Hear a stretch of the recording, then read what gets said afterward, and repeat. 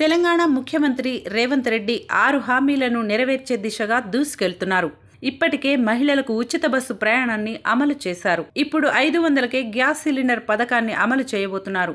అయితే కాంగ్రెస్ పార్టీ ఈ పథకంపై ఒక టోకెన్ విడుదల చేసింది. ఈ టోకెన్ ఉన్నవారికి మాత్రమే గ్యాస్ సిలిండర్ 500 రూపాయలకి ఇవ్వడం జరుగుతుందని తెలియజేశారు. కాంగ్రెస్ పార్టీ అధికారంలోకి వచ్చిన తర్వాత ఎన్నికల ప్రచారంలో భాగంగా ఇచ్చిన 6 గ్యారంటీలను అమలు చేసే దిశగా చర్యలు చేపడుతున్నారు.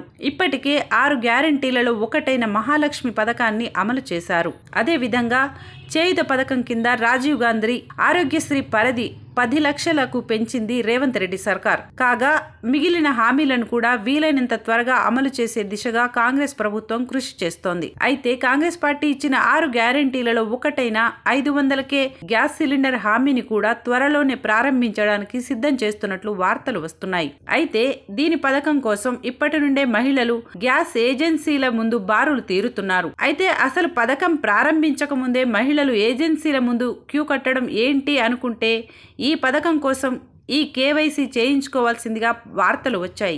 ఈ కేవైసీ చేయించుకోకపోతే సబ్సిడీ రాదని వార్తలు రావడంతో మహిళలంతా తమ ఆధార్ కార్డులను పట్టుకుని గ్యాస్ ఏజెన్సీల ముందు క్యూ కట్టారు. అసలు విషయానికి వస్తే ఆయిల్ అండ్ నేచురల్ గ్యాస్ మంత్రిత్వ శాఖ తాజాగా ఈ కేవైసీ మహిళలంతా వెంటనే చేయించుకోవాల్సిందిగా ప్రకటించారు. ఈ ప్రకటనకు 500కి గ్యాస్ సిలిండర్ పథకానికి లింక్ ఉందని వార్తలు ప్రచారం కావడంతో మహిళలంతా ఈ కేవైసీ చేయించుకునే దిశగా అడుగులు వేస్తున్నారు. అయితే వాస్తవానికి కేంద్రం ప్రకటించిన ప్రకటనకు తెలంగాణలో సబ్సిడీ గ్యాస్ సిలిండర్ కు ఎలాంటి సంబంధం లేదట. ఇక ఈ విషయాన్ని స్వయంగా గ్యాస్ ఏజెన్సీలు స్పష్టం చేశాయి. అయితే కేంద్రం ఈ కేవైసీ పూర్తి కాని వారికి మాత్రమే చేసుకోమని ప్రకటించడం జరిగింది. అది కేవలం కేవైసీ పూర్తి కాని వారికి మాత్రమే అని తెలియజేసింది. కావున కేవైసీ పూర్తి చేసుకున్న వారు మళ్లీ ఈ కేవైసీ కోసం గ్యాస్ ఏజెన్సీలకి వెళ్లాల్సిన అవసరం లేదని తెలియజేశారు. కావున తెలంగాణలోని గ్యాస్ లబ్ధిదారులంతా ఈ విషయాన్ని అవగాహనలో పెట్టుకొని గ్యాస్ ఏజెన్సీ వారికి సహకరించాల్సిగా కోరుతున్నారు.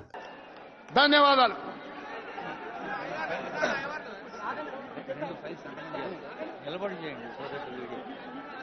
I request Honorable Minister to sign 2 files. వారి రేవంత్ రెడ్డి గారి నిర్ణయం ప్రకారంగా 2 ఫైల్స్ పై సంతకం చేస్తారు.